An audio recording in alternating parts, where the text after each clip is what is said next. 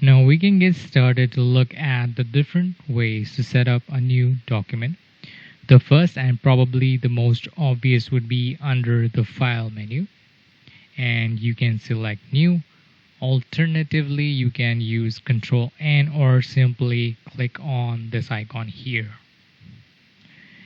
In the New Document dialog box, I have the ability to give my file a name. And there is a number of presets that I can select from, whether it would be web default CorelDRAW,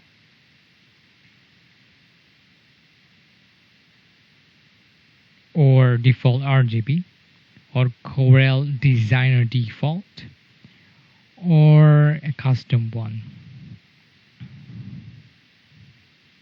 Also, I can set the number of pages that I want for my document, as well as my page view. This is a portrait mode, and I want multiple pages as well. Whether I want it to be CMYK or RGB.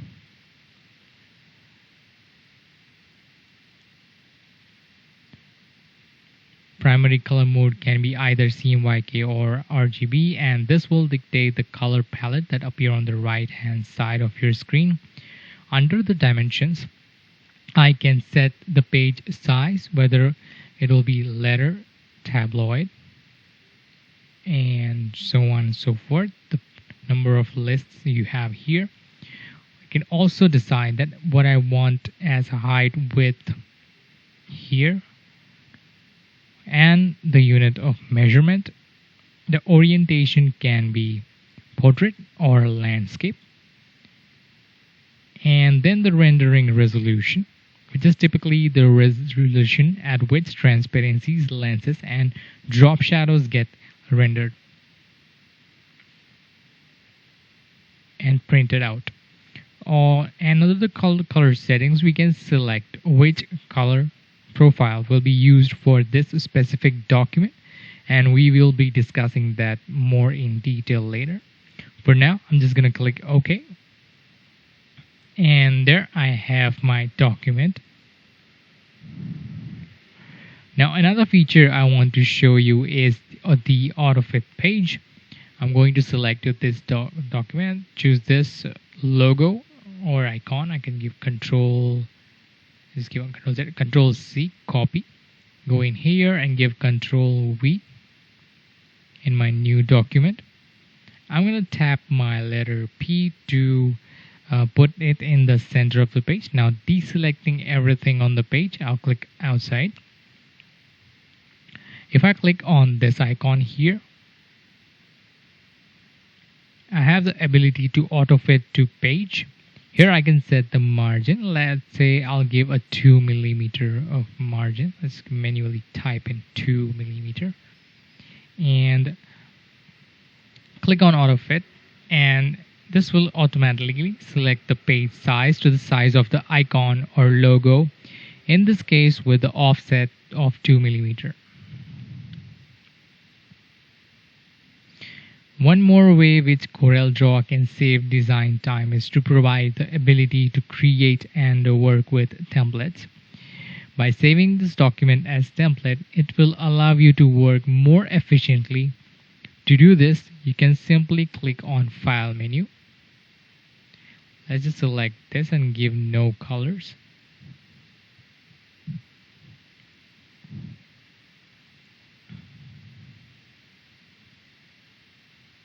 I'll make this file as a template. Now go to the File menu, and here you can save, and also here I can set the language. Click on Save as Template. Here we're going to ask that how I want to save this file.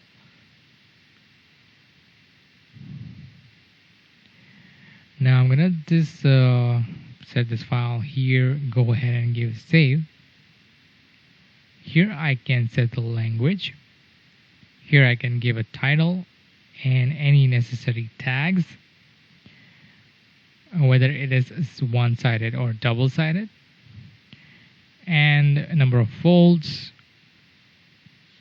Say I'm going to give multiple folds, and I can give a category here, and I'm going to choose other. We have a bunch of different size categories, like book covers, calendars, etc. Let's go ahead and give other here and give save. Now you can see this file is saved as CDRT, that is a CorelDRAW template. Normally the file gets saved in the .cdr, but this is as a CDR template. It's going to save as CDRT. Now if I want to open this, I'm going to just go ahead and close this. I'm going to go to File, New from Template. Here I have a bunch of default templates that are available from the CorelDRAW. I can go to my templates.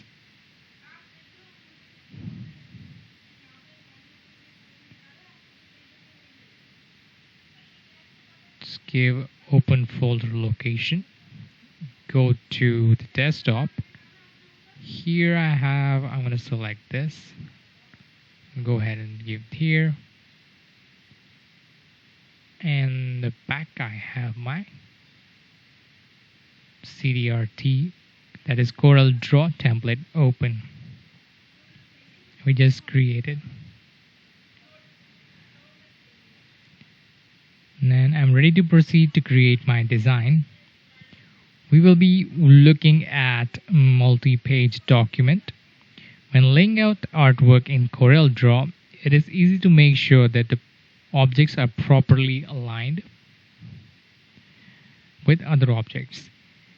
In CorelDRAW, it can be done in a number of ways.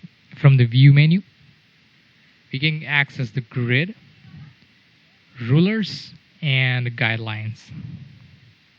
If I select one of these, it will either toggle it on or off. There is also the ability to do snapping, so I can snap the baseline grid.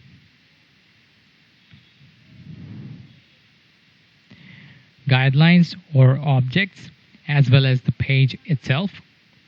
Let's take a look at how to set these up. First, we will look at the rulers, and there are two rulers in CorelDRAW. The one is the horizontal ruler, and the one is the vertical ruler. You may notice that at my 0 position is from here. Now that's very easy to change if I want to. All I need to do is click on this intersecting point, click and drag and set it, say here,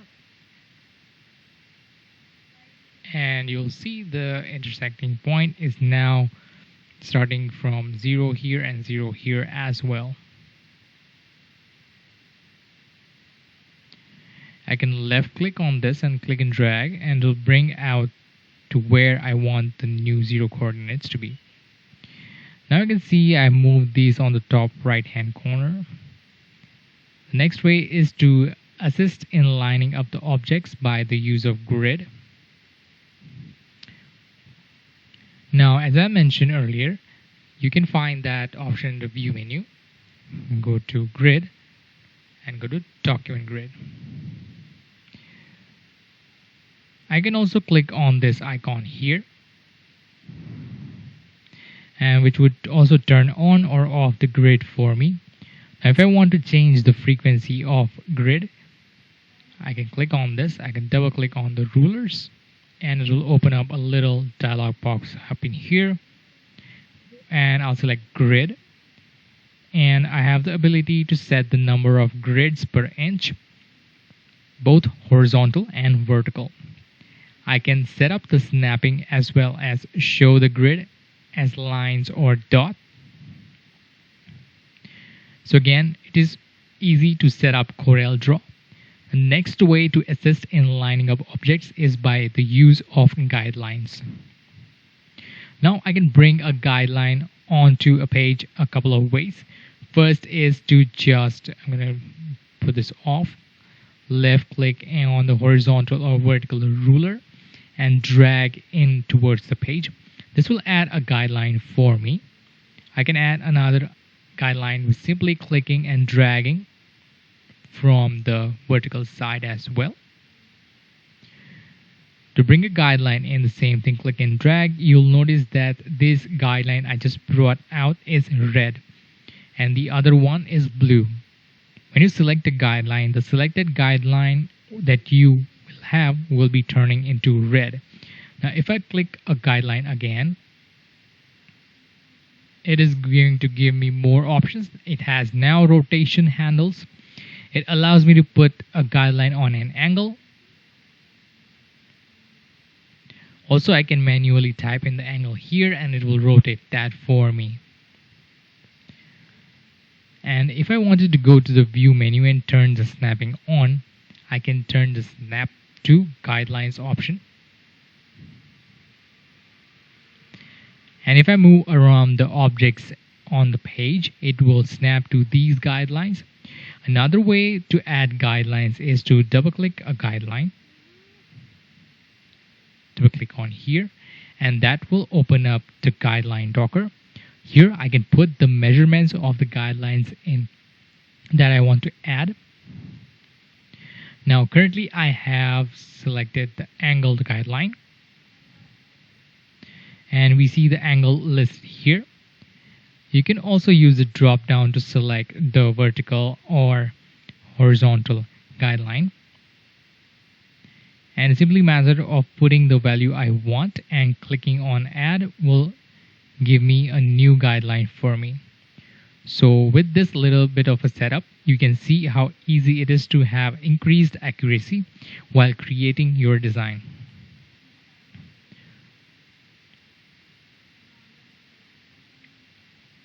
If your display is not calibrated correctly, it doesn't matter. Let's take a look at the now. In case you do the guidelines, it would not matter. If you have started a document and added a text only to print out and realize the text looks really big or really small, it is possible as you have not properly calibrated your monitor. So that what you see is what you get. To calibrate the monitor, it's very straightforward. All you need to do is you need a ruler and a calculator. I'm going to start by opening my display settings.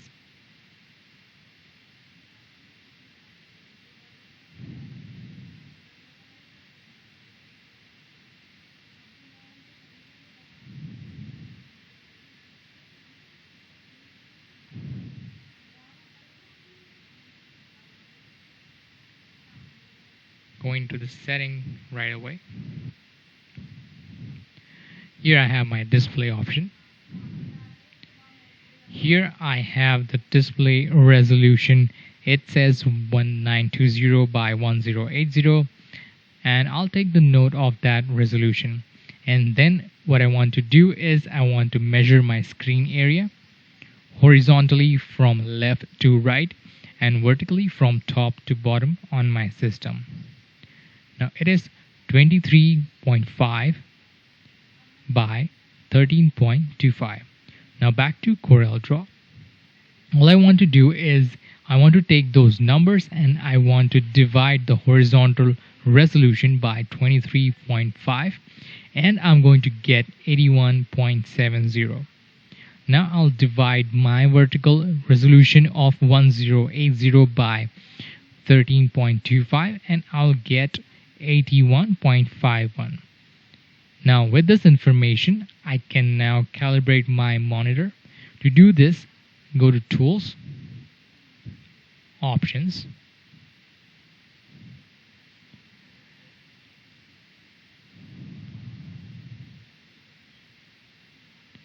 Tools, and here I'm going to select my Zoom pan.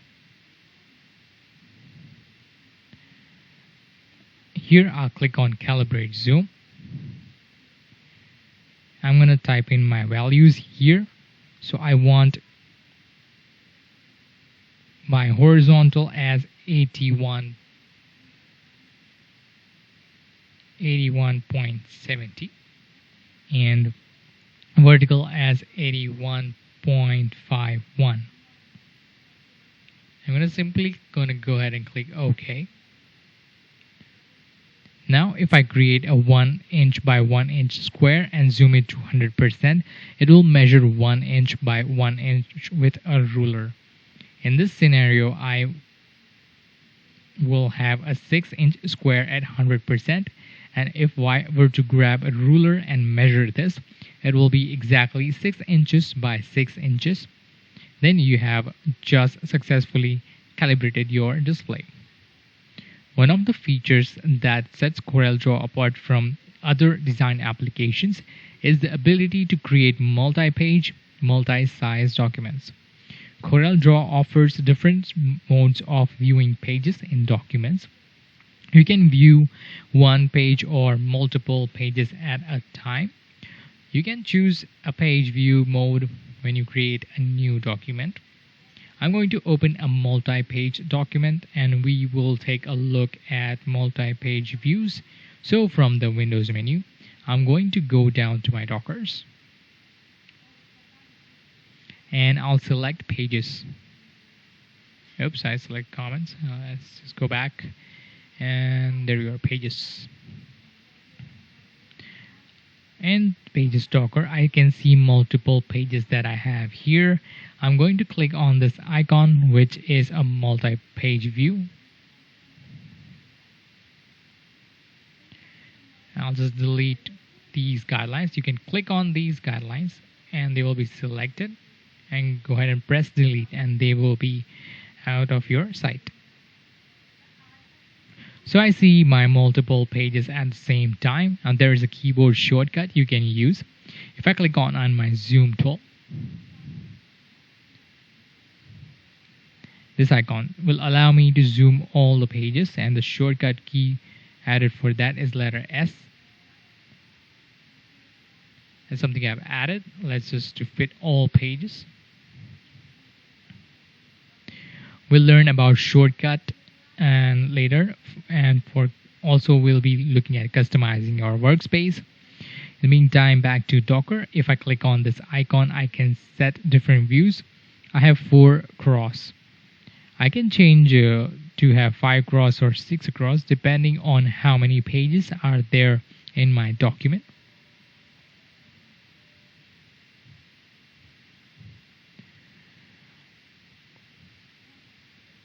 And of course, if I have a page selected, I can delete it. On my desktop, you can see here the 4 pages that I have in this document. I have the ability within here to select elements from one page and drag it to the next page. I can do a fair amount of editing in here. In my Docker, I have the ability to take the pages and I can change the page order very easily just by clicking and dragging around the pages, right like so. Of course, I can also rename the pages as well. The bottom left hand corner have the page navigation.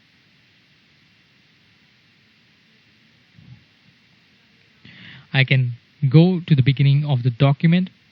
I can go to a specific page within the document. I can also add a page here. Just select the page 2, add page here, and it will add a page of a currently selected page at the beginning or at the ending of the document. So it's very easy to add pages in here. I also have the ability to go to pages based on the tabs within the document. Whichever one I select, it is going to become selected. Now we'll be discussing about the master pages and page numbering. If you're creating a multi-page document, there may be a need to use page numbering or create a master layer.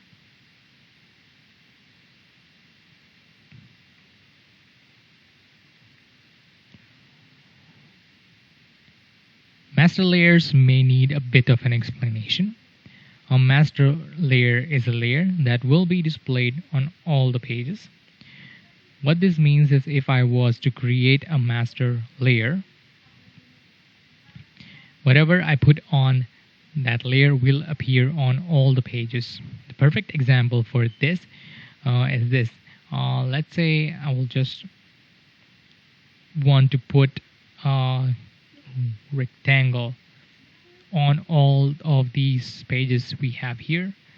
Then I have to create a master layer, and at the bottom of the object docker I'm going to click on this icon.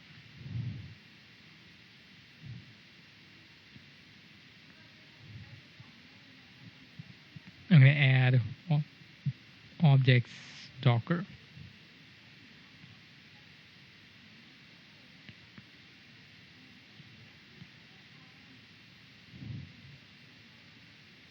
Objects.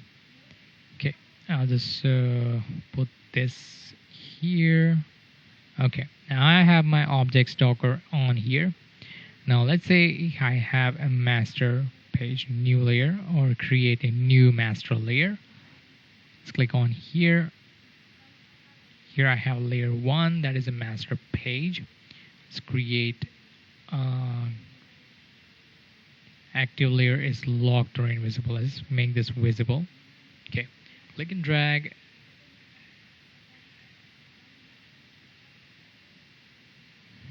Okay, I'll just make it here on layer 1.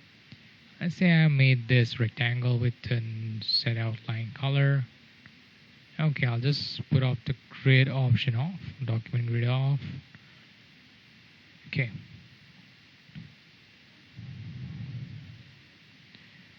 So I have this master layer created, and I have put that object on here.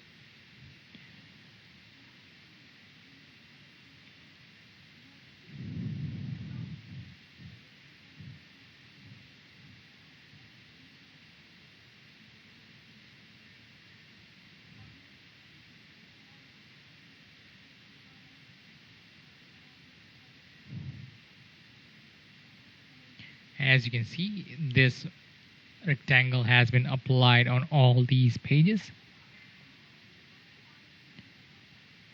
You can see the layer here is currently locked. So to unlock that, if I select this element here, you can unlock using this. If I delete this, it is going to actually delete from all the pages.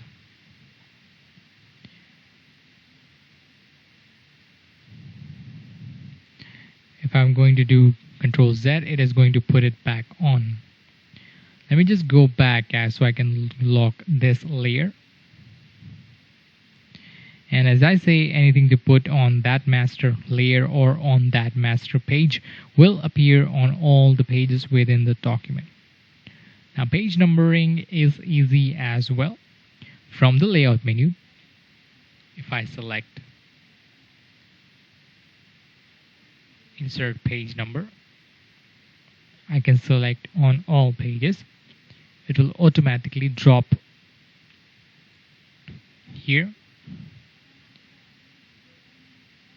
I do have the ability to reposition this or scale it up or down, resize that. Maybe I want to make it bigger or smaller. Maybe I can put it here, and also I can change the color. Also, I could change the font. Say this. And I can resize the page number. Now if I go back to another page, here, I should be having here, but okay, it's behind this.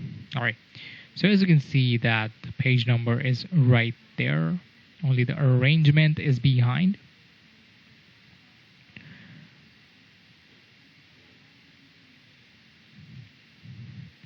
So if I was to go to the pages docker,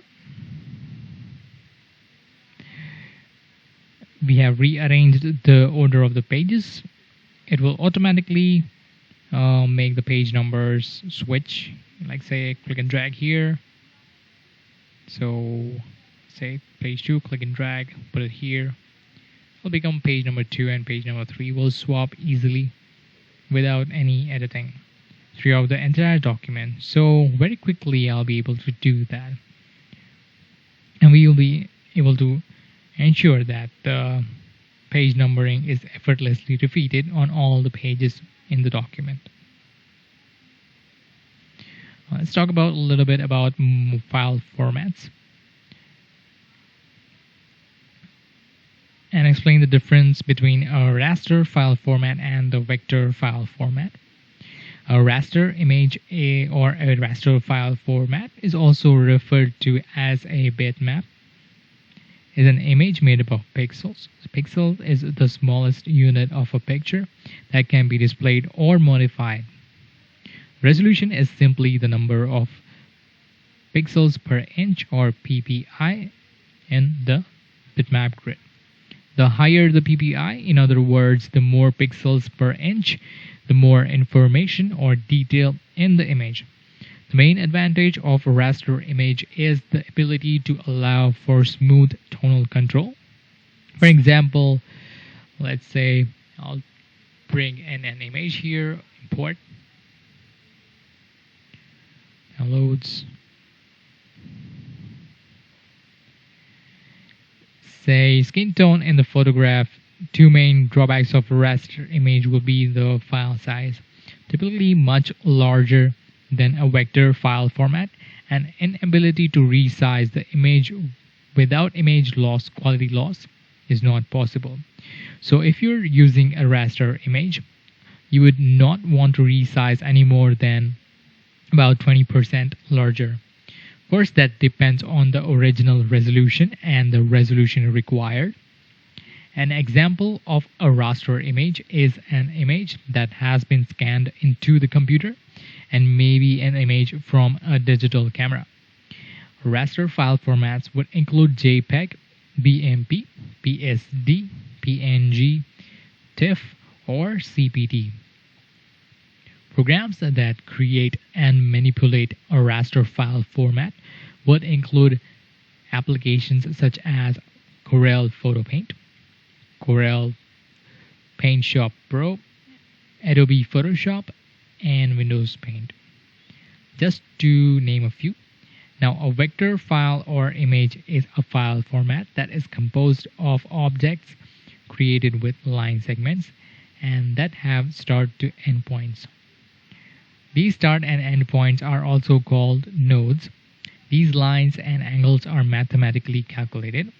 A vector image can be easily scaled from 1 inch by 1 inch up to 100 feet by 100 feet larger without any loss in detail or quality. The fact that this file type is basically composed of line segments and color information means when the file is saved to the disk, relatively smaller in size when compared to raster file. Common vector file formats would include AI, CDR, CMX, EPS, and DXF, just to name a few. Drawings and designs with scalability, easy manipulation, or clean or smooth lines are required. Programs that create and manipulate vector files which include applications such as CorelDRAW, Adobe Illustrator, AutoCAD, Quark Express. Now we have covered our file formats. It's a good time to take a look at the multi-export Docker. CorelDRAW also allows you to export assets from the export Docker. You can export one or more objects and pages or group of objects to a GIF, JPEG, PNG, or PDF. To export an object, you must select it in the document and then add it to Export Docker. To open the Export Docker from the Windows menu, go down to the Dockers.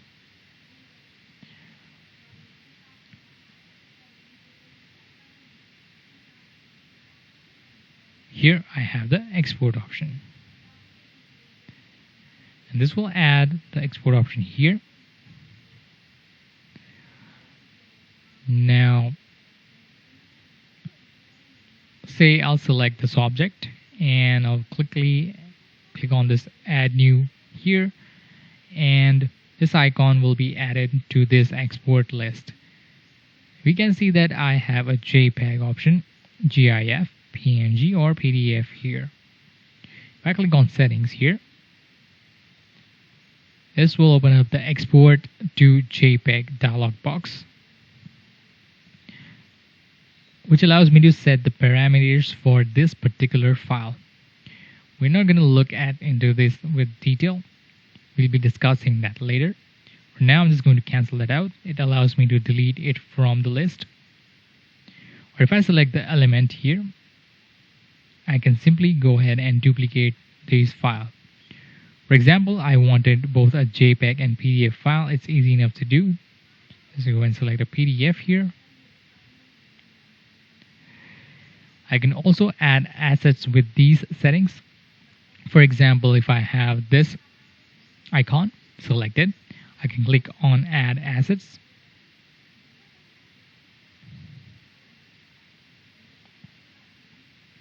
With these settings, and it will export this icon with the exact same settings. The third option allows me to export this item. So it'll just export.